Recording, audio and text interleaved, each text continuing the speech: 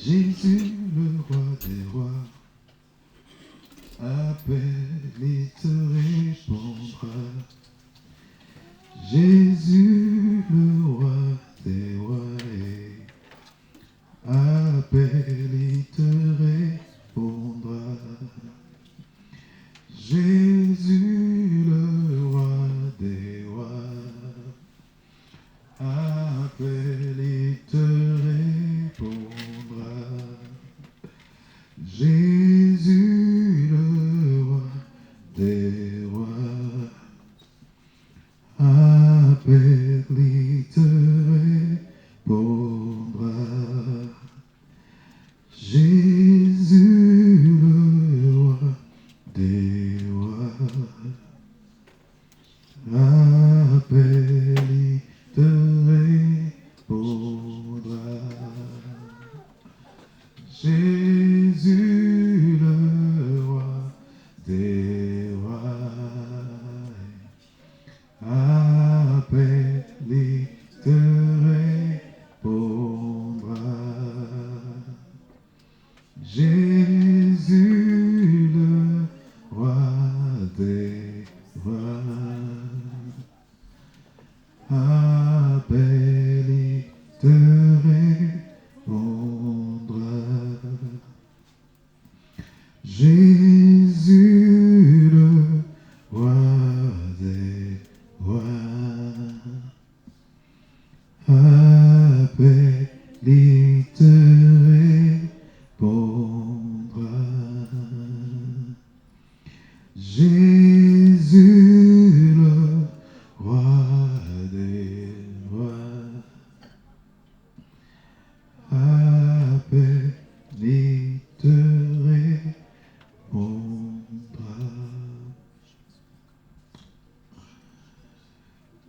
C'est pourquoi tout ce que vous demandez en priant, croyez que vous l'avez reçu et vous le verrez s'accomplir. C'est ce que dit le Seigneur. Soyez tous les bienvenus, frères et sœurs, au nom de Jésus-Christ. Que le royaume soit votre partage durant encore les quelques minutes qui restent pour ce culte. Que le royaume soit votre partage. Que vous repartiez avec rien d'autre que le royaume de Dieu. Que tout ce qui est de la chair et pas du royaume de Dieu reste là. Que vous partiez, vous ayez en partage que Dieu. Seulement en partage que le royaume. Au nom de Jésus-Christ. Au nom de Jésus-Christ. Au nom de Jésus-Christ. Comment dire et avoir fait partie des déclarations les plus étonnantes de Jésus, de son enseignement, en disant les choses aussi simples mais aussi révolutionnaires. Oh, tu diras à cette montagne, toi de là. Non seulement elle t'entendra, parce qu'elle a des oreilles pour entendre tout ce que Dieu fait, mais elle t'obéira. Si toi tu as la foi que tu ne doutes pas dans ton cœur. Je précise que le doute c'est dans le cœur, c'est pas dans la pensée. Hein?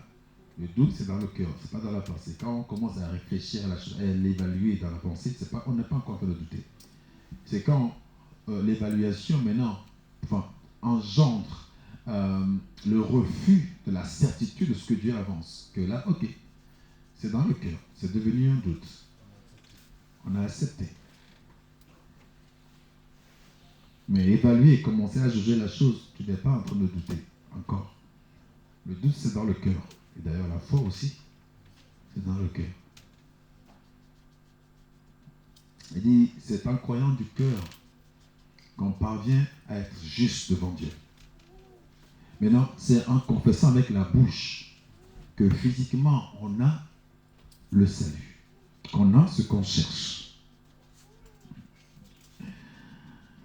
Il dit, tout est possible à Dieu, mais tout est possible aussi à celui qui croit. Et elle nous amène, elle nous introduit carrément dans le domaine de Dieu, le fait de croire à sa parole. Il dit, ne sont-ils pas de Dieu tous ceux à qui la parole de Dieu est adressée et qui l'ont reçue? Mais vous, regardez, vous mourrez comme des simples hommes. Tu n'es pas un simple homme. Alléluia. Tu n'es pas un simple homme. Le mot simple est rajouté pour dire beaucoup de choses. Tu n'es pas un simple homme. Et vous tous qui avez reçu la parole, la Bible dit que vous avez reçu le pouvoir d'être enfants de Dieu, lesquels sont nés non de la volonté de la chair, ni de la volonté du sang, mais de la volonté de Dieu, de l'Esprit.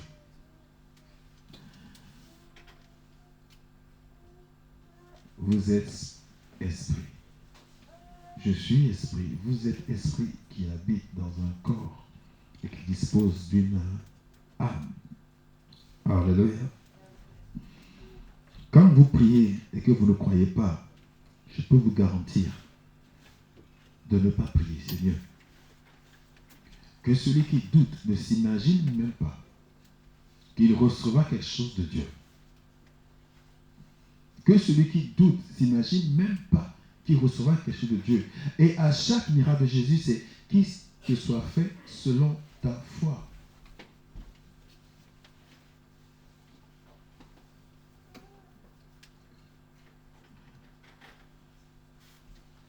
Quand on va prier pour quelqu'un, admettons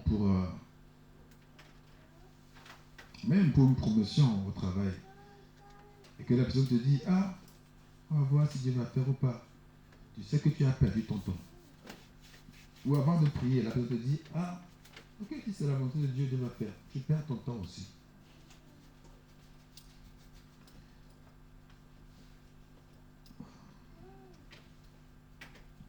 Tout ce qui est écrit dans la parole de Dieu, c'est la volonté de Dieu.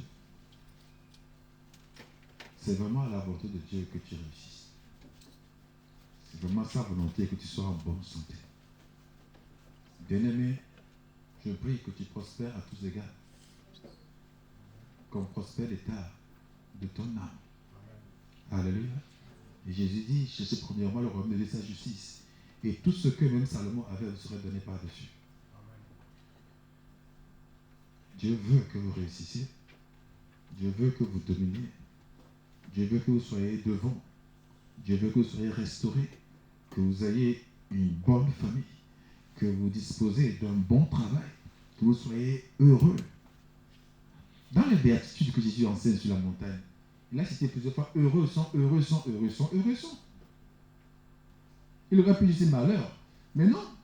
Mais heureux sont, heureux sont. Les fois où il a dit malheur, malheur, c'est dans Matthieu, c'est plutôt 23, où il maudissait, il mettait en garde les pharisiens. Il a sorti 7 fois malheur. Malheur à vous, malheur à vous, malheur à vous, malheur à vous, 7 fois. Et les enseignements de la béatitude, c'est heureux, heureux. Même quand tu es persécuté, on dit tu es heureux. C'est là où tu identifies le vrai croyant. Quand il est persécuté, qu'il est malheureux, ce n'est pas bien. C'est aussi une preuve qu'il ne s'appuie pas sur Dieu, ou il ne s'appuie plus sur Dieu. Quand tu es persécuté et que tu es dans les complaintes, tu te plains, tu fais des récits de lamentation. En fait, j'ai compris que quand tu es en train d'écrire un chant, tu ne veux pas écrire autre chose que ce que tu vis. Est-ce que vous me suivez?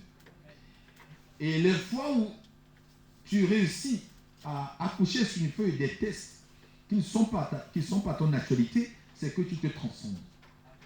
C'est que tu es en train de considérer l'avenir que tu n'as pas encore. Tu considères les projets de Dieu qui ne sont pas encore présents, qui ne sont pas actuels pour le moment pour toi. Alléluia.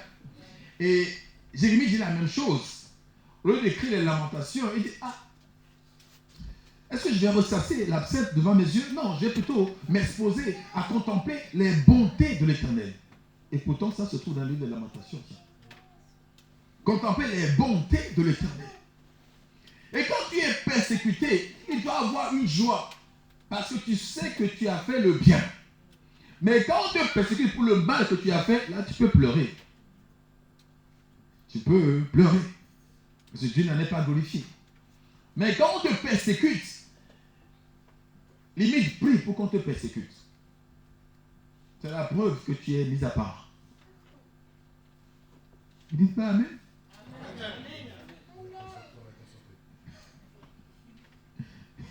Pierre dit, nous avons tout quitté, nous t'avons suivi. Il dit, il n'y a personne dans ce monde qui a tout quitté, qui m'a suivi. Et qui ne retrouve pas la même chose au centuple. Dans ce siècle-ci. Mais en plus, la persécution. La persécution est un signe que tu suis le Seigneur. Alléluia.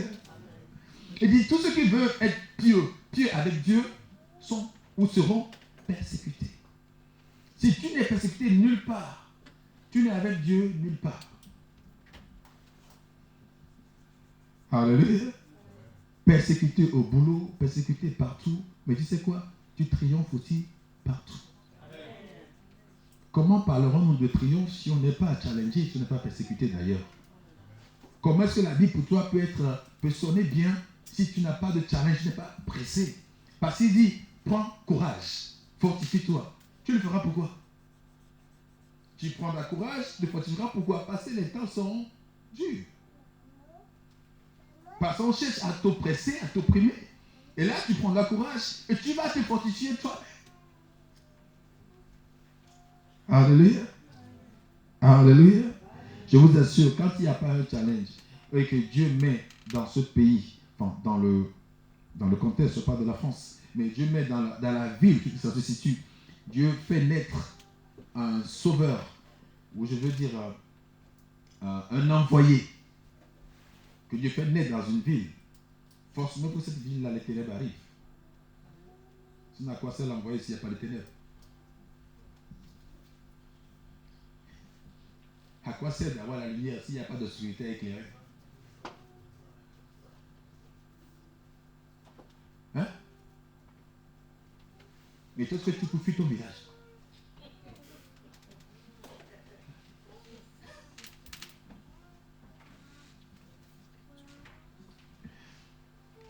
Alléluia. Je crois que le héros ne naît jamais dans un pays de paix. Quand tu mets naissance à un héros, c'est que là-bas, là, il y a des turbulences. C'est pour ça qu'il est né. Aucun vaillant héros ne naît dans un pays de paix. Aucun lieutenant en effet sans cicatrice. Alléluia. Et Dieu dit, nous sommes plus que des vainqueurs. Et il dit, nous ne luttons pas contre la chair et le sang. Donc vous luttez. Vous êtes des lutteurs. Mais des lutteurs champions. Alléluia. Ne fuyez pas le combat. Il faut juste choisir le bon combat. Et à partir du combat, nous pouvons perdre du temps. Mais il y a un bon combat à faire. Le bon combat de la foi, il y en a un à faire. Alléluia. Alléluia. Nous allons prendre quelques exemples aujourd'hui, enfin un exemple, pour appuyer le thème que nous suivons depuis ce mois. Il faut que personne ici se prépare à échouer. J'ai l'impression que beaucoup d'entre ceux qui prétendent connaître Dieu se préparent quand même à l'échec. On se prépare sans le savoir à l'échec. Dans notre manière d'aborder nos situations, nous nous préparons à l'échec. Nous sommes bien disposés à chanter victoire, alléluia, à chanter Jésus, Jésus est mon responsable, à chanter Jésus me mord au dos, à chanter des chansons de victoire, mais pas à vivre la victoire. On dirait qu'il n'y a que là-bas que les chrétiens sont victorieux. Dans les chants. Dans les chants. La chanson prophétique, en tout cas de forte déclaration, qui dit je sais qui je suis. D'accord? Je sais qui je suis en Christ. Je sais que j'ai la victoire. Je sais tout ça en Christ. Après avoir chanté, les mêmes personnes qui ont chanté vont dire ah, c'est pas, mais je suis fatigué aujourd'hui. Mais il vient de chanter, je sais qui je suis. Il vient de le chanter et l'exclamer haut et fort. Et c'est là que j'ai dit des fois, même pas des fois, la plupart du temps de ce que moi je m'ai montré, la plupart des temps de louange dans toutes les églises, la plupart, ce ne sont que des divertissements. On se divertit. On se chauffe, limite, même s'il faut dire ça comme ça, parce qu'il fait froid des fois, ok. Mais louer Dieu, que danser pour louer Dieu, c'est tellement rare que quand une personne le fait, on se moque de lui presque. Je précise, c'est tellement rare qu'une personne danse vraiment pour Dieu dans l'assemblée que lorsqu'il commence à le faire, on va se moquer de lui. David n'a pas dansé une danse stylée. Hein. Il a oublié son palais, son titre et tout. Toi, quand tu danses, tu loues Dieu, tu sais qui tu es encore. Tu sais où tu as acheté ta chaussure. Tu sais la veste où tu l'as pris. Tu en connais le prix. Tu en es conscient. Et tes mouvements sont quand même très éloquents parce que tu ne veux pas dézinguer, déchirer quelque chose. Tu sais qui tu es pendant que tu loues. David s'oublie. Au point même sa femme l'a pas détesté, mais l'a trouvé dégoûtant. Mais comment tu es roi d'Israël et tu fais ça? Alléluia. Comment moi, de haut de mon statut, je vais quand même faire des choses comme ça, ridicules. Il n'y a pas le mot ridicule quand on est un enfant devant Dieu. Un enfant ne connaît pas ce qu'on appelle ridicule. Est-ce que vous me comprenez? Un enfant n'a pas le son du mot ridicule. Et quand tu es là pour louer Dieu, tu ne sais même pas si tu n'es rien en fait finalement. Tu n'as pas de statut, tu n'as pas de couronne, tu n'es rien. Parce que celui qui te fait, c'est devant lequel tu es. Et donc pour le louer, tu n'es pas dans les barrières. Oh, je ne sais pas, j'ai fait comme ça, ils vont dire peut-être que, j'ai fait comme ça, peut-être qu'ils vont dire, et tu es là, et puis tu es dans la mesure de ce que les gens peuvent accepter. Dans la mesure de ce que les gens peuvent accepter. Oh, on a dit louer Dieu. Et en finissant, ça s'est dit, tu as loué Dieu. Come on, check it. Alléluia. Vérifiez si c'est vraiment ça ou pas. Vérifiez si c'est vraiment ça ou pas. Paul et Silas dans la prison, la Bible dit ils ont prié et ils ont chanté les louanges de Dieu. Ils n'ont pas chanté la tristesse, non, ils ont chanté les louanges de Dieu, mais en étant enchaînés et dans une prison. Mais quelle espérance tu peux avoir pour chanter les merveilles de Dieu en étant dans la prison? Avec tout programme, demain on te tue. C'est ça le planning. Et tu es là et tu chantes. Non, je dis encore, c'est quand je prêche, je dis que personne ici va être dans le cas là, à moins qu'il reçoive vraiment, et je le souhaite pour lui, il reçoive vraiment une révélation de la parole. Mais dans le cas là, il est assis et puis il dit merveilleux Dieu, tu es vraiment merveilleux. Et il ne mange pas. Il est enchaîné, limite, il n'est pas habillé, en tout cas pas totalement vêtu. Et on le gifle à souhait, on le met à tête à souhait, il attend sa mort le lendemain. Et lui va chanter, tu es merveilleux. Vous connaissez les chrétiens d'aujourd'hui. C'est soit, limite, il est dans les plaintes, Seigneur, pourquoi tu m'as mis là? Seigneur, ou soit,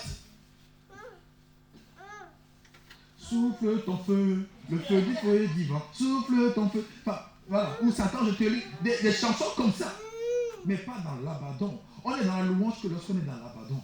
Lorsqu'on se dit, peu importe ce qui arrivera, c'est le meilleur qui arrivera. Et quelqu'un dira dans la Bible que même la mort m'est un bien si je suis le Seigneur. Alléluia, vous me suivez?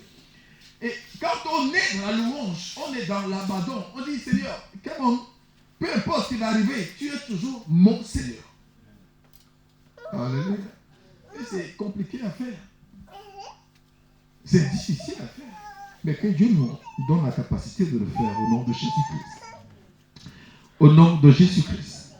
Nos paroles sont soit nos alliés, soit sont des prêtres. Prenez Nombre 13, Nombre 14. On va prendre un vrai lecteur, on va aller très vite. Il ne faut pas qu'on se prépare à échouer. Tu commences déjà un projet et tu penses déjà, et si ça ne marche pas? Alléluia. Et si ça ne marche pas? Mais si ça ne marche pas?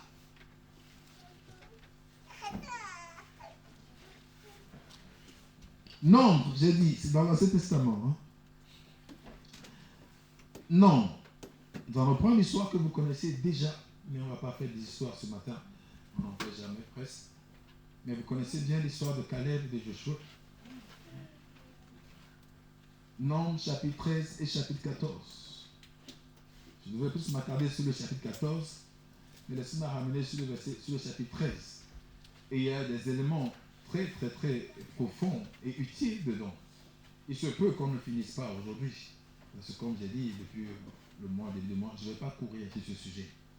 Alléluia. Parce que vous ne vivez pas la foi. N'oubliez pas.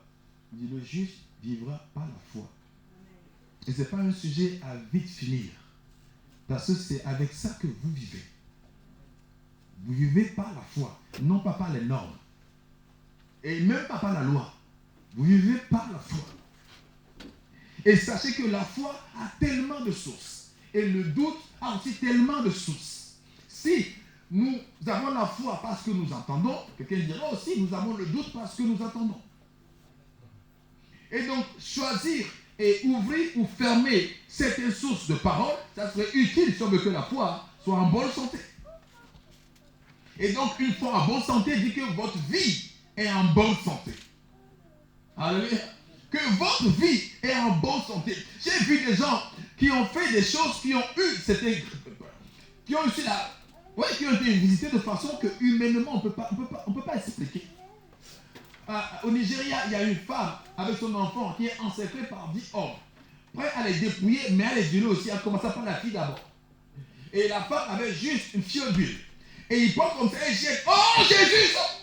Et la fuite de ses classes devient un feu qui fait barrière entre elle et les assassins. Et eux, vous savez, la fille, ils ont dit, ah, la sorcière. Ils ont crié, ils ont parti. Bon, tant mieux. Alléluia. Et l'essentiel, c'est que la délivrance a eu lieu.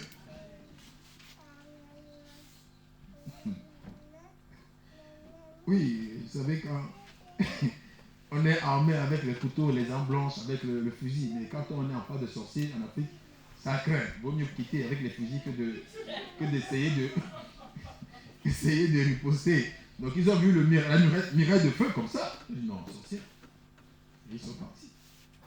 Mais c'est un mot quand même qu'il faut tenir avec ambiguïté. Enfin, parce que si sorcière veut dire avoir de l'influence spirituelle, vous êtes tous des sorciers et des sorcières. Alléluia. Et quand on dit que oui, je suis on ne m'a pas dit sorcier, on a dit quoi? On a dit comment on a dit la chose? Enfin, bref. Oui, charlatan, un truc comme ça. Je ne cherche pas à changer ça. Je ne cherche pas. Je ne m'entendais jamais me dire que quelque chose là-dessus. Parce que je dis c'est un autre nom pour dire qu'il n'est pas naturel. C'est une autre façon pour les humains de dire qu'il n'est pas naturel. Alléluia. Et sachez que vous non plus, vous ne l'êtes pas. Sinon, vous ne serez pas ici. Il faut un charlatan pour aller suivre un charlatan.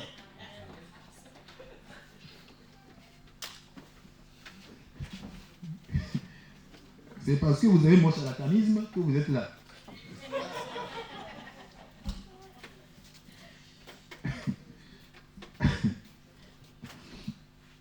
Vous êtes dans Nombre 13.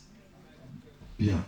La Bible dit c'est par la foi et la persévérance que les anciens ont obtenu leur promesse. Dieu a promis à tout le monde ici. Tout le monde, sans exception. Même le petit qui est né il n'y a pas quelques mois là, il a une promesse. Tous. Et cette promesse, Dieu dit, vous obtenez, enfin, vous touchez, enfin, cette promesse devient des prouesses physiques pour vous lorsque vous faites preuve de foi et de persévérance. On n'obtient pas les promesses par les pleurs, par les plaintes. C'est la parole de Dieu. Il n'y a que deux moyens de les avoir. Et deux moyens qui s'associent, qu'on conjugue ensemble. La foi et la continuité et la persévérance. Alléluia. La foi et la persévérance. L'assiduité et la continuité, la continuité dans la chose que tu espères. La foi et la persévérance. Mais on est d'accord que la foi vient de Dieu. Je parle de la foi qui est une conviction qui émane des humains. Non. Parce qu'avoir la foi d'aller prendre le mari de l'autre, ce n'est pas la foi. Avoir la foi d'aller voler la banque, ce n'est pas la foi. Avoir la foi d'aller prendre la femme d'autrui, ce n'est pas la foi. Avoir la foi d'aller faire... Je sais pas. Vous comprenez ce que je veux dire? La foi, ça vient de Dieu. C'est quelque chose qui est tiré de la parole. Alléluia. Bien. Comme ça, d'accord, parce que je ne veux pas qu'on me dise, ah non, j'ai la foi que quand je déclare des mauvais impôts, on ne sera pas arrêté. Vous ne serez pas inquiété. J'ai la foi que Dieu me protéger. Moi, je n'ai jamais enseigné ça. Ok. Donc, j'ai la foi que si je triche pour mon bac, ça va passer quand même. Bon. Si on t'attrape, la foi vient de ce que l'on entend de la parole de Dieu. Alléluia. Bien. Alors, Nombre chapitre 13. Et le verset 1 à 3 d'abord. Il y a beaucoup de morceaux que je vais choisir pour ne pas vous faire subir toute la lecture. 1 à 3, qui lit? L'Éternel dit à Moïse, envoie des hommes explorer le pays de Canaan, que je donne aux Israélites. Tu enverras un homme issu de chacune des tribus de leurs ancêtres. Ils seront choisis parmi leurs princes. Moïse envoya ces hommes du désert de Paran, d'après l'ordre de l'Éternel. Ils étaient tous chefs des Israélites. Amen. Bien. Après, on va bondir au verset 17. Mais attendez d'abord pour le verset 1 à 3. Du coup, Dieu appelle Moïse et lui parle de ce qu'il savait déjà, mais lui redit encore. Bon, maintenant on est arrivé, on n'est pas loin maintenant de Canaan. Maintenant, ce qu'on va faire, on va avoir une autre stratégie. Choisis des personnes qui vont aller explorer. On dit ça souvent espionner. Mais bon, le bon terme, c'est explorer. D'accord? Explorer le pays. Ils vont l'explorer et ils vont venir te faire des comptes. Mais d'abord, là, c'est le choix. De 1 à 3, Dieu dit choisis. Et pas n'importe qui. Choisis les princes. Vous savez, les princes, dans ce langage-là, et vous comprenez ce mot prince, d'ailleurs, la Bible dit, vous comprenez quand on dit que nous luttons contre les principautés. Vous allez comprendre ce que ça veut dire. Les princes, dans la Bible, quand on dit choisis des princes, c'est que chaque famille, il y a un chef. D'accord? Et ce chef-là, comme il a d'autres chefs au-dessus de lui, bon, les familles, une fois qu'ils sont à un certain nombre, deviennent des tribus. Jusque-là, vous me suivez? Donc, le chef de tribu est le chef de toutes les familles de la tribu. Mais chaque famille a un chef. Ok. Ce sous-chef-là de famille, ça s'appelle prince. Parce qu'il a d'autres autorités sur lui. Je ne sais pas si c'est quoi, c'est clair. Ok. Donc, c'est ça le prince. Chef de famille. Qui est celui quand même au chef de tribu. Amen. Donc il dit à Moïse, va choisir du coup, pas les chefs de tribu, en quelqu'un il n'y aura que 12 personnes. Est-ce que vous me suivez? Bon. Il dit choisir les chefs de famille, et quand tu suis du terrain, après les chefs là aussi sont choisis d'autres chefs. Et ils sont au nombre de 12. Que Dieu m'a dit, mais maintenant, envoie que eux. On n'envoie pas d'autres personnes. J'ai demandé au Seigneur, mais pourquoi on n'envoie que les chefs? Pourquoi tu envoies que les chefs? Admettons que je dois envoyer quelqu'un ici. On doit envoyer du coup un ancien. Alléluia. Quand je parle d'ancien, je parle de l'âge physique. Ok. Quelqu'un qui peut non seulement nous représenter, mais qui est digne de faire un bon examen de la situation. Pourquoi? Parce qu'il est bercé depuis l'enfance dans la parole. Il connaît la parole de Dieu, il connaît aussi la promesse de Dieu. Donc, il est chef, il enseigne la parole de Dieu aux autres. Donc, il est à même de pouvoir aussi faire de discernement sur ce qu'il va voir. Donc, on est censé envoyer des chefs, pas des enfants. On a envoyé des chefs.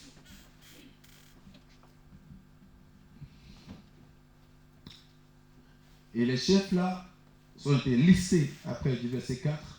Et je ne vais pas lire la liste. Et jusqu'au verset 17. Prenons maintenant le verset 17, ou à partir du verset 17, jusqu'à avant. Verset 17, avant. Moïse les envoya pour explorer le pays de Canaan. Il leur dit, montez ici par le midi, et vous monterez sur la montagne. Vous verrez le pays, ce qu'il est, et le peuple qui l'habite, s'il est fort ou faible, s'il est en petit ou en grand nombre. Ce qu'est le pays où il habite, s'il est bon ou mauvais. Ce que sont les villes où il habite, si elles sont ouvertes ou fortifiées. Ce qu'est le terrain, s'il est gras ou maigre, s'il y a des arbres ou s'il n'y en a point. Ayez bon courage et prenez les fruits du pays. C'était le temps des premiers raisins. Amen. Là, on trouve quoi? On trouve le choix au premier verset jusqu'au 3, même jusqu'au 17, si on voit la liste des hommes envoyés. Et après 17, on trouve quoi? Le détail de la mission. On trouve les détails de la mission. On vous envoie à explorer. Explorer quoi? On leur donne les détails. On leur dit explorer non seulement pour voir le pays, comment il est, la terre du pays, comment elle est, le fruit du pays, comment elles sont. Maintenant, la beauté du pays, les habitants même du pays, quelle est leur qualité? Venez avec tous ces rapports-là. Faites l'examen de tous ces détails-là. Alors que Dieu a dit déjà que le pays, c'est un pays qui coule le lait et le miel. Alléluia. Maintenant, on envoie les espions. Et Dieu même demande d'envoyer des explorateurs pour aller explorer ça et venir dire exactement comment les choses sont actuellement. Et d'ailleurs, toi, en passant, quand vous revenez, prenez avant de revenir les types de fruits que vous allez trouver. Les grenadines, et ça. Prenez tous ces fruits-là et ramenez. Pour prouver ce que vous allez dire après, amenez les preuves. Les détails. Vous savez, beaucoup de chrétiens, on a des visions, on n'a pas les détails et c'est moche.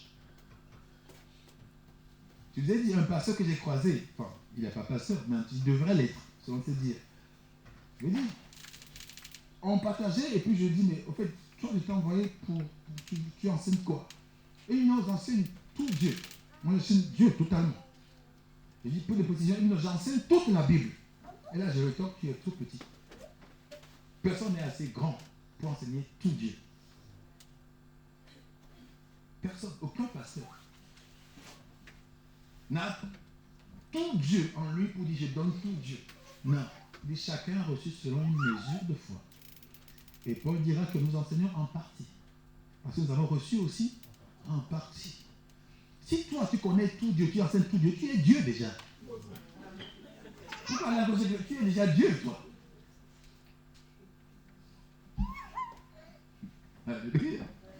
Quand Dieu t'envoie, il dit va faire ça, tu peux me poser la question, je fais ça comment? Amen. Il dit où est-ce que je vais manger la Pâque? Il dit, on ne sait pas. Il dit, mais allez me chercher une chambre, je vais manger la Pâque. Mais après, il donne le détail. Allez à cette voie, ce chemin, vous allez trouver. Quand il voulait même l'agneau, l'ânesse pour monter dessus, il dit quoi? Allez encore dans cette voie, dans cette rue, vous trouverez une ânesse, détachez-le, on vous dira pourquoi détacher, vous dites, le maître en a besoin. Il vous donne les détails. Alléluia. Vous donne les détails. Sinon, vous serez un envoyé selon le vent.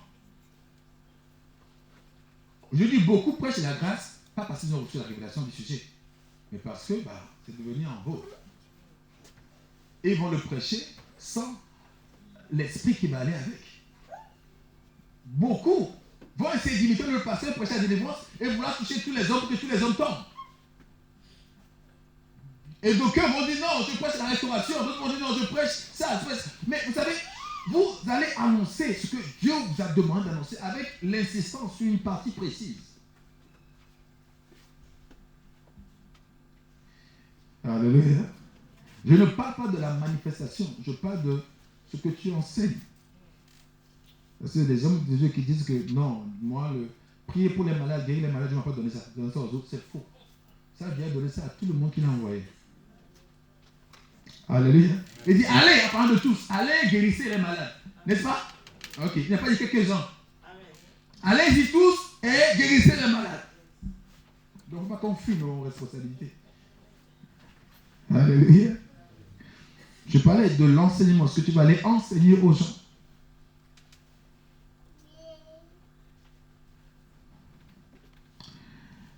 Donc, il donne les détails de la mission. C'est dans Proverbe, il dit Seigneur, enseigne-nous comment aller dans la vie, comment aller gagner une vie. Enseigne-nous comment. Aujourd'hui, beaucoup de personnes copient les cellules de maison. Vous savez d'où c'est venu, cellules de maison? Paul lui a dit chose. C'est comme ça que Dieu a travaillé avec lui pour faire l'œuvre qu'il a fait. Mais il est décédé, je crois. Je pense. Ouais, c'est ça. Hein? Ok. Moi, je ne suis pas particulièrement, mais c'est de lui qui est venu les cellules de maison. Que beaucoup copient et copient même mal. Parce que la copie, c'est toujours mal, souvent. Dieu t'envoie, Dieu te montre comment le faire les choses. Ça prendra le temps que Dieu veut que ça prenne. Mais il faut être fidèle à comment Dieu veut que tu fasses les choses. Alléluia. Il y a des pasteurs qui doivent absolument toucher les gens pour impacter. D'autres, en prêchant, ça impacte. Alléluia. Vous savez, un homme dit, je ne peux pas imposer les mains aux gens. On dit pourquoi? Mais l'église n'est plus de 500 000. Quand on était 50 000, on a essayé, on a passé 12 heures. Quand on a fait la file, que chacun passe pour le toucher, ils ont passé 12 heures. Le monsieur était debout comme ça. Il a fait ça une fois, il dit non, je ne vais plus. Parce qu'évidemment, si Dieu t'envoie 300 000 personnes comme l'envoyé à Moïse, tu vas toucher un à un comment? Alléluia. Alléluia. La copie, ce n'est pas bien. Il ne faut pas faire des plagiats, ce n'est pas bon dans le Seigneur. Verset 21 à verset 25. On va voir l'exécution de la mission. Ils montèrent et ils explorèrent le pays depuis le désert de Tsin jusqu'à Rehob, sur le chemin de Hamath. Ils montèrent par le midi et allèrent jusqu'à Hébron, où étaient Aïman, Sheshaï et Talmaï, enfants d'Anak. Hébron avait été bâti 7 ans avant Saon en Égypte. Ils arrivèrent jusqu'à la vallée d'Eshcol, où ils coupèrent une branche de vigne avec une grappe de raisin qu'ils portèrent à deux au moyen d'une perche. Ils prirent aussi des grenades et des figues. On donna à ce lieu le nom de vallée d'Eshcol à cause de la grappe que les enfants d'Israël y coupèrent. Ils furent de retour de l'exploration du pays au bout de 40 jours. Amen. On prendra du 26 à 33 après. Donc, ils ont fait 40 jours d'expédition, 40 jours de recherche, d'exploration. Ils ont pris les preuves de leur exploration, ils ont pris les mangues, les fruits. Ils ont pris tout ce qu'il fallait prendre. Mais ça a duré 40 jours. Ils ont pris le temps. C'est pas ils sont rentrés, ils ont vu, il fait chaud, ils ont reparti. Non, ils ont pris le temps. Ça demande du temps d'analyser les détails de la parole. Alléluia. Ça demande du temps d'assimiler. Ok, Dieu a dit ça, Dieu a dit ça. Quand Dieu a dit à Abraham, lève tes yeux et compte, il n'a pas dit non, je n'ai pas compté. Non, il a commencé à essayer. Parce que Dieu l'a dit compte. Et Dieu l'a dit, mais tu vois, aussi innombrables, parce qu'on ne peut pas les compter. De même, on ne peut pas compter ta génération. Alléluia. Dieu, il faut essayer. Chaque fois que Dieu fait quelque chose, va le faire. Il dit à Abraham, donne-moi ton fils unique. Il n'a pas dit, oh, toi aussi. Toi, tu vas donner le fils unique. Comment ça? Demande-moi autre chose. Non, il a pris le fils unique. Quand l'enfant lui demande, mais papa, oui, il y a le feu, oui, il y a le bois, mais où est l'agneau? Et il va prophétiser. Il va dire, Dieu se pourvoira lui-même. Et le Dieu s'est pourvu comment? En voyant Abraham prendre le couteau pour finir avec l'enfant, il dit, Abraham, arrête. Fais pas de mal à l'enfant. Mais qui m'a demandé? C'est toi-même, non? Et dit, voilà. Et Abraham lève les yeux, il voit quoi? Il voit l'agneau qui est pris dans l'embuscade avec les épines. Qui a été mis couronne d'épines sur la tête? Alléluia. Il dit, voilà, prends l'agneau et sacrifie l'agneau. Alléluia. Prends l'agneau et sacrifie l'agneau. Et Dieu, il se pourvoit lui-même. Alléluia. Il se pourvoit lui-même.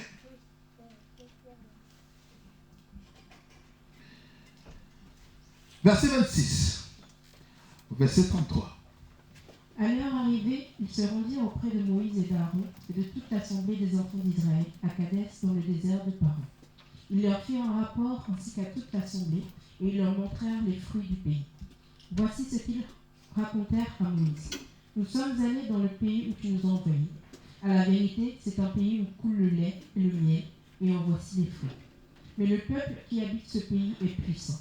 Les villes sont fortifiées, très grandes. Nous y avons vu des enfants d'Anak.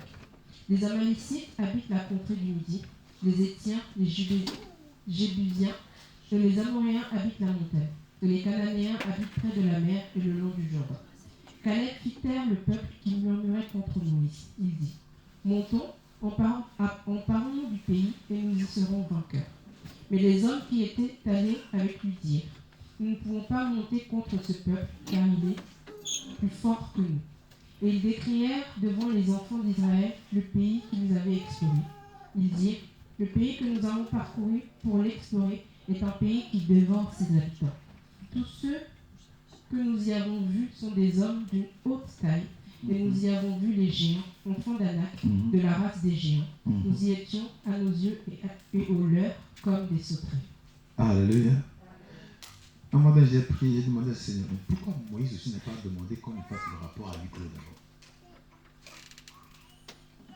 Ils ont été envoyés, ils sont obligés de venir faire un rapport. Alléluia. Et l'église, sachez qu'à chaque fois qu'on vous envoie, on vous commissionne quelque chose, on attend de voir un rapport. C'est même biblique. Il y a un, je ne sais pas si c'est un frère, une sœur marocain qui a dit, ah non, pourquoi encore on va faire le rapport au prophète? Mais Dieu sait ce qu'on a fait. Il dit, mais ça c'est la rébellion. Hein, qui ne dit pas son nom, avec lettre majuscule.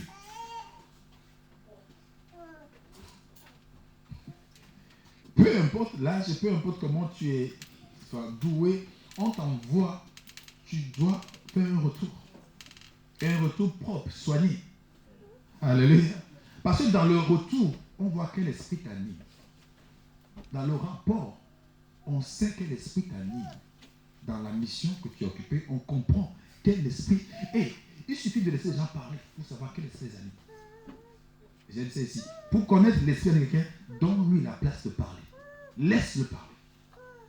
Plus il parle, il pense qu'il occupe le temps. Non, il te donne juste les infos sur qui il est réellement. Alléluia. La personne qu'on a du mal à cerner, c'est la personne qui parle peu, qui ne parle pas du tout. Qui est très stoïque à tout événement. On ne sait pas s'il est affecté, s'il n'est pas affecté. Là, c'est compliqué. Mais celui qui parle, c'est pourquoi Dieu dit, parlez peu. Vous allez rester mystérieux. Mais quand vous êtes des pipelettes, et vous dites, c'est Dieu qui m'a fait comme ça, c'est faux. Dieu n'a fait personne comme ça. Vous êtes tous merveilleusement créés. Alléluia. Donc, ils sont venus au rapport et ils sont devant Moïse avec toute l'assemblée. Donc, ils se parlent en fonction, en sorte que tout le monde l'écoute. Et ils disent à Moïse, les 12, ils disent à Moïse, oui, effectivement, on a fait le voyage. Après 40 jours d'observation, d'exploration, voici les fruits qui sont dans ce pays. Voici comment la terre elle est bonne. Effectivement, ouais, comment les fruits sont bons, etc. Bon. Mais, on y a vu là-bas des Amoréens, des Philistins, des fils d'Anak, qui sont robustes. On a vu des gens de grande taille. Et là-dessus, Caleb a coupé la discussion. Parce qu'au fur et à mesure que le monsieur, le rapporteur, emphasait sur le côté, vous allez voir qu'il a plus parlé sur le côté négatif que sur le bon côté. Ça a duré des versets, le côté négatif. Plus il en parlait, Caleb sort et il dit, silence! Nous sommes capables de monter et de prendre le pays. Car Dieu nous l'a donné. Et j'ai dit à ce moment, est-ce qu'il n'y a que lui qui écoutait le premier verset du chapitre 13? Quand Dieu dit à Moïse que choisis des gens, des chefs, pour aller explorer le pays que je vous ai donné. Y a-t-il que lui qui a entendu ça? Il dit, Dieu m'a donné, montons et prenons en main le pays. Et là-dessus, puisque les gens, tout le monde entendait, donc tu es dans la foule, tu entends que, alors voilà, il y a des géants, il y a des gars robustes, ils sont, en gros, ils sont plus forts que nous. Tu entends ça, ça ne va pas booster ta foi. Est-ce que vous m'entendez? Ça ne va jamais booster ta foi. Mais on te dit que non. Qu'est-ce que les chrétiens disent? Il faut être un peu réel. Non. Réaliste. C'est d'une... En fait, la personne qui dit ça, sache qu'en ce moment, tu es dans l'entretien avec le diable. Jésus serait à ta place, dirait à cette personne, arrête de moi Satan. Jésus serait à ta place. Il dirait à la personne là, en ce moment, arrière de moi Satan. Mais comme toi, tu es lié par des chaînes de culture, des chaînes de tradition, tu as dit, ah oui.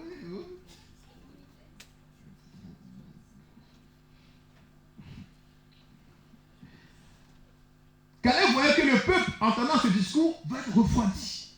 Et il impose silence en disant le contraire. Non, nous sommes capables de monter et de prendre le pays, car Dieu nous l'a donné.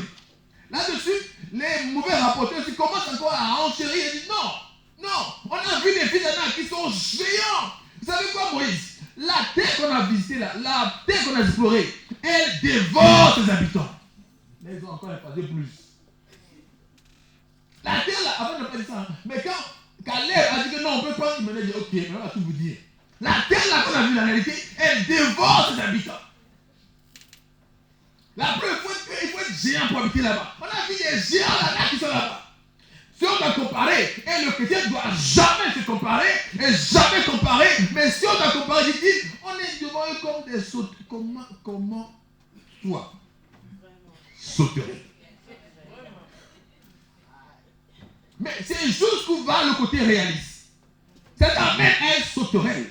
Devant les mêmes hommes qui triomphent, toi tu te vois sauterelle. Parce que tu veux être réaliste. Tu veux voir la chose dans tes sens. Tu vois la chose selon ce que le monde dit. Et tu n'es pas plus que sauterelle. Et dans la position sauterelle, forcément, il ne faut pas oser. On va se piétiner. Alléluia. Or, il dit que par la foi, tu fais déplacer la montagne. C'est d'accord. Sauterelle ne déplace pas une mouche. Alléluia.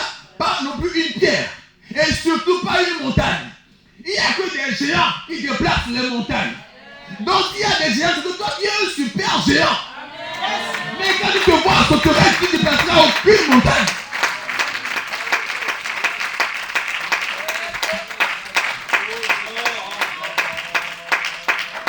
Alléluia.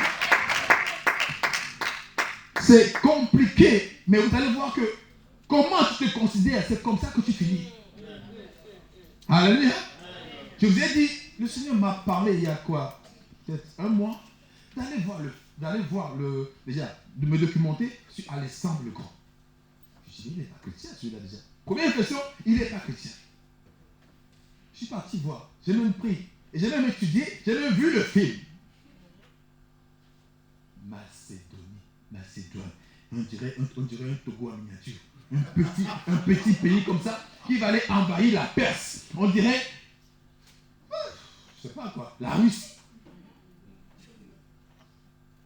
Petit de peut-être 34 000 km² de population, Macédoine, va aller envahir la Russie. Avec un homme de 20 ans qui vient à peine d'être roi parce que son père est décédé. Il vient à peine d'être roi. Et la première chose qu'il a fait, c'est d'aller conquérir la Perse. J'ai dit, il doit y avoir une folie chez lui. Et la folie, je découvre, c'est avec sa mère. Sa mère a fait croire à cet enfant qu'il est enfant de Zeus, qu'il est enfant d'un Dieu, qu'il n'est pas humain. Jusqu'à sa mort, Alexandre croyait que non, il est un Dieu. Même quand il est sauvé par ses compagnons dans la bataille, il devait mourir, on l'a sauvé. Il dit non, c'est Dieu qui a envoyé l'intervention, c'est pas toi qui m'as sauvé. Au lieu de dire à son Dieu, merci, non. Il faut dire merci à Dieu parce que tu as mis là-bas pour que tu me sauves. Pour que tu me sauves. J'ai dit c'est extraordinaire. Et comment la conviction peut dupliquer ton énergie, ta force. Alors, ce que tu entends, toi tu vois ton enfant te dit, regarde-moi ça. Hein? Regarde-moi ta tête là. Va te coucher là. Et tu parles comme ça, tu peux l'envoyer là dessus demain.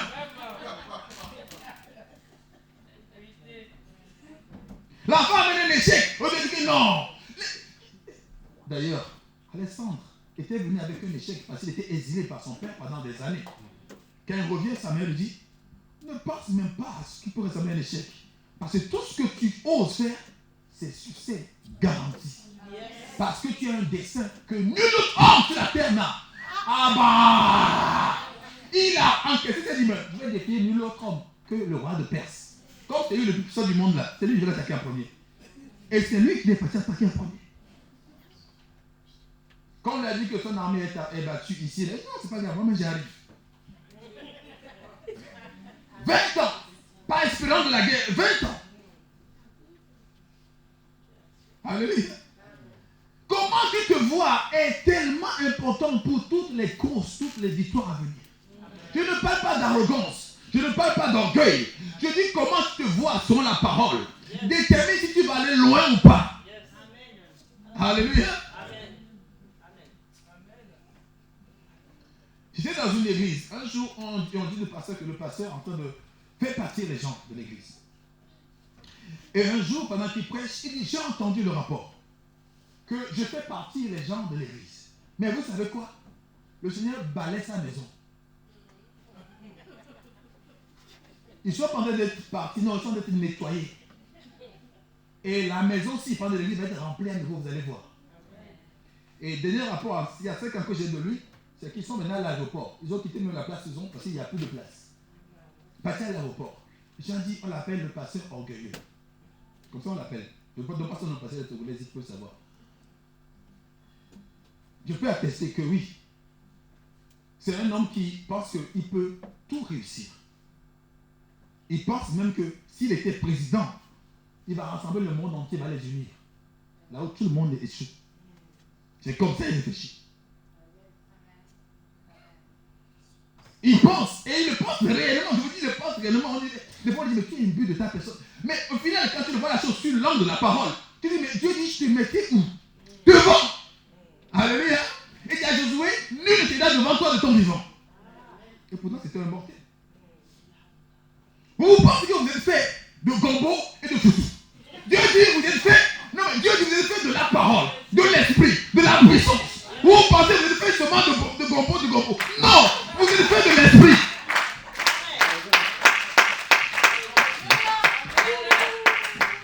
Depuis quand le gombo ou le foutou a triomphé quelque part? Depuis quand les spaghettis ou les macaronis ont triomphé? Depuis quand? Il dit, l'homme ne veut pas seulement de la parole, et de la nourriture, mais de tout ce qui sort de la bouche de Dieu. Si ça est en toi et te remplit, tu ne peux pas échouer. Alléluia. Au lieu d'avoir des ventres comme ça, ayez l'esprit comme ça, qui est bien enveloppé, bien rempli. Au nom de Jésus-Christ. Alléluia. Alléluia. Dit non, nous sommes plus que capables. Non, dit non, le pays là, non, on va le dévorer. Il y a des géants. Et devant eux, nous ne sommes que comme des sauterelles. Je vous ai dit ici que j'ai rencontré une femme avec son mari. Et la femme me voit et me dit, mais tiens, j'ai fait un... À l'époque, c'est David. J'ai fait un rêve. Et oui, c'est bizarre. Je vois Dieu me dit dans le rêve que je suis moche comme un pot. Et il t'a dit ça à ton mari. Et je lui ai dit, il a rigolé. Oui, moi aussi j'ai envie de rigoler. Comment tu peux croire ça? Et je dis que Dieu t'a dit. Ça, c'est jamais Dieu. Parce que quand la personne est habillée en blanc, il dit, mais c'est ça. Yeah!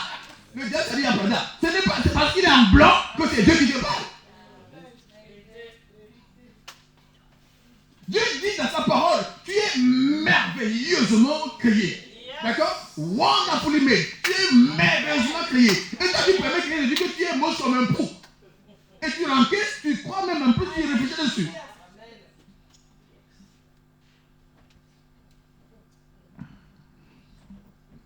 Il est vrai que quand tu dis à quelqu'un que non, je suis merveilleusement créé, il peut te dire que elle est arrogante, celle-là, elle est machin. Mais toi aussi, Dieu le pour toi, laisse ça comme Dieu. Dieu aussi pour toi que tu es merveilleusement créé. Tu n'es pas empêché de le dire. Alléluia. Quand vous êtes jaloux, c'est que vous ne voyez pas que la même chose à vous laver. Mais s'il dit qu'il est merveilleux, tu dis qu'il est merveilleux. Et vous deux êtes merveilleux. Et puis c'est bon. Alléluia.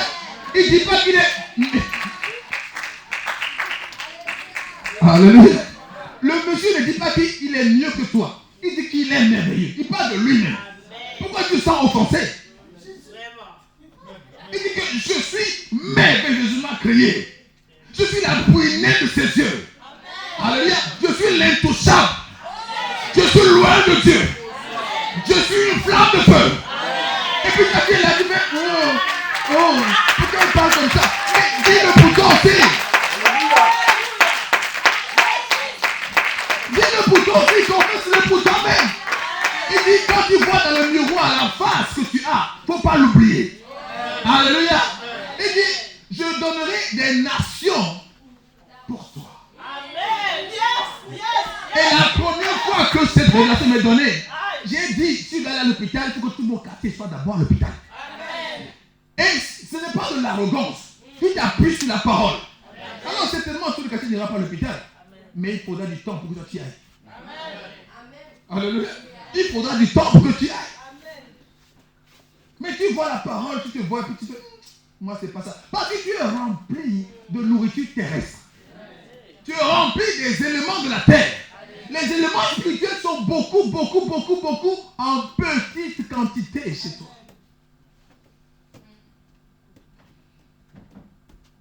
si ces choses habitent en vous et qu'elles y sont en abondance, elles ne vous laisseront pas oisifs ni orphelins, ni stériles plutôt, en ce qui concerne la connaissance de Dieu. L'autre fois, j'étais dans la voiture, je crois, avec la sœur Alessandra, je ne sais pas où on allait, et puis il dit, vaut mieux que... Il dit, on peut commander, voilà, il dit, on peut commander la pluie, non? Moi, j'étais dans la voiture, je dis, mais vas-y, comme tu veux. Et puis, il dit, que le ciel, que les nuages grossissent, que la pluie tombe. Ça s'est passé quoi, 15 minutes après. Et la pluie commence à tomber. Ah oui, mais ça ne servait à rien, parce que on ne se met pas des maïs, nous. Donc, ça ne servait à rien. Mais la foi doit s'exercer. Alléluia. Vous devez l'exercer pour voir comment ça marche. Amen. Amen. Amen. Yes. Vous devez l'exercer. Et n'arrêtez jamais jusqu'à ce que vous n'obteniez le succès. Il dit par la foi et la persévérance. Donc vous n'arrêtez jamais jusqu'à ce que vous obtenez le succès.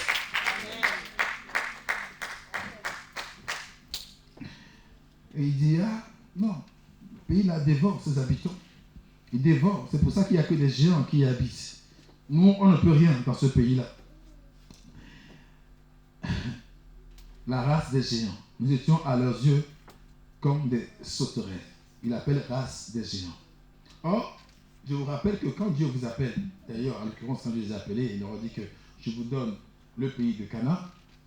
Je vais m'arrêter là parce que je ne vais pas commencer le chapitre 14. Hein. Je vais expliquer si je commence. Mais il disait, Dieu leur a dit que je vous donne le pays de Canaan, là où coule le miel et le lait. Dieu n'a pas dit qu'il n'y a pas des habitants. Alléluia. Dieu leur a dit seulement la bonne chose qui existe.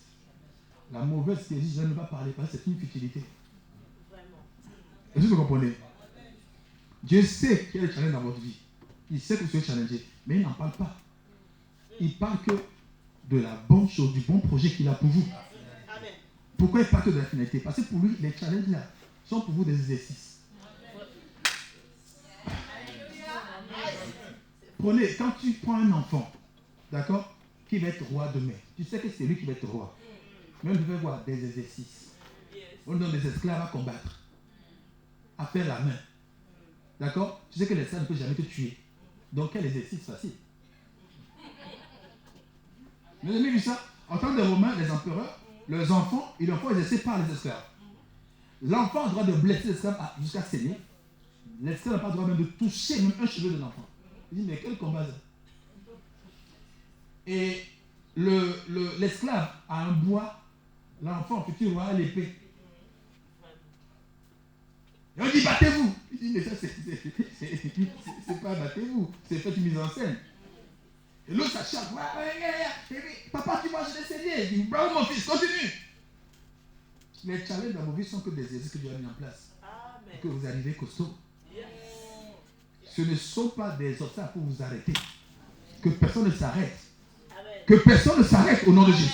Que personne ne s'arrête. Amen. Ce ne sont pas des choses pour vous arrêter, mais des choses pour vous conditionner, pour que vous soyez appliqués, pour que vous exercez. Alléluia. Amen. Amen. Qu'est-ce que vous allez enseigner demain si vous n'avez jamais exercé quoi que ce soit? Alléluia.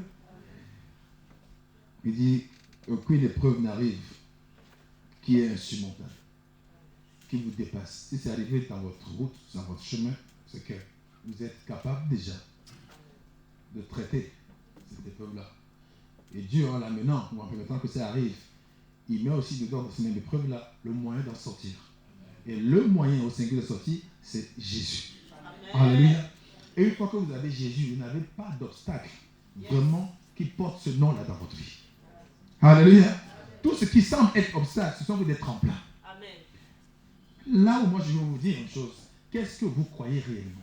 Parce qu'il dit tout est possible à celui qui croit. Que crois-tu réellement? Crois-tu que tu es fait comment? Tu es fait de hasard?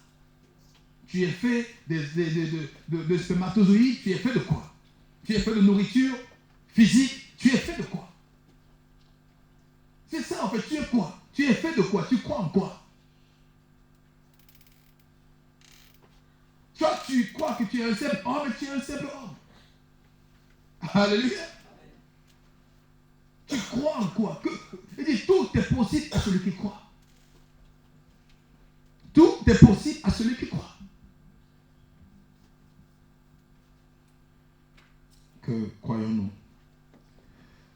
Seigneur vous bénisse.